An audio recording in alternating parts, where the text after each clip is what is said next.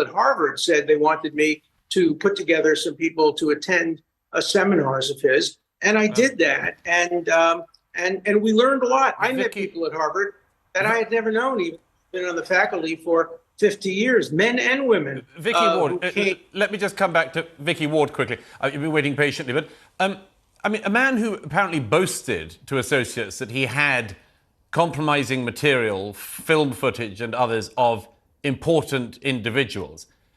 And that's not the normal way in which anyone behaves, is it?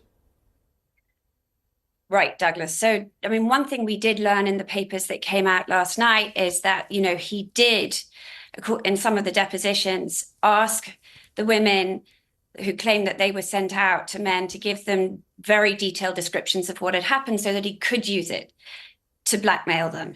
I've never seen that spelled out quite so specifically before.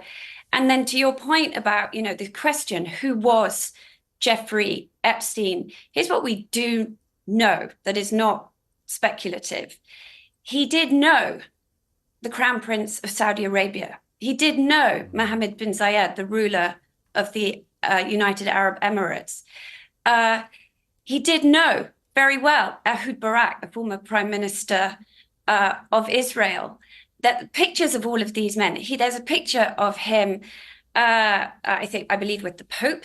There was a picture of him of all sorts of world leaders, and we know that even after he got out of jail in 2010, you know, he was clever enough to use the connections he had with the academics, with the former president of Harvard, with these other world leaders, to draw in other billionaires like Bill Gates. He understood how very rich, powerful people around the world connect with each other. He understood what very rich, powerful people want from each other. He understood how to connect the plutocracy and the elite.